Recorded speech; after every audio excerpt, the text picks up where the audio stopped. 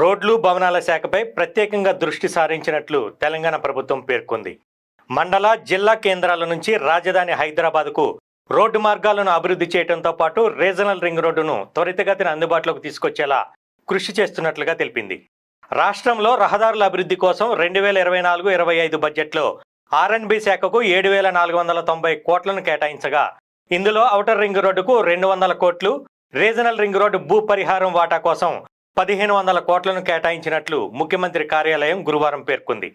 ప్రజాపాలన, ప్రజా విజయోత్సవాలలో భాగంగా రోడ్లు, భవనాల శాఖకు సంబంధించిన ఏడాది ప్రగతి నివేదికను విడుదల చేసింది.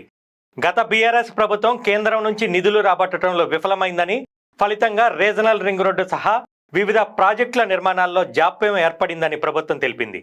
రాష్ట్రంలో ప్రజాప్రభుత్వం ఏర్పడిన తర్వాత సీఎం రేవంత్ రెడ్డి, మంత్రి కోమటిరెడ్డి వెంకటరెడ్డి పలుమార్లు కేంద్ర మంత్రి నితిన్ గడ్కరీని కలిశారని,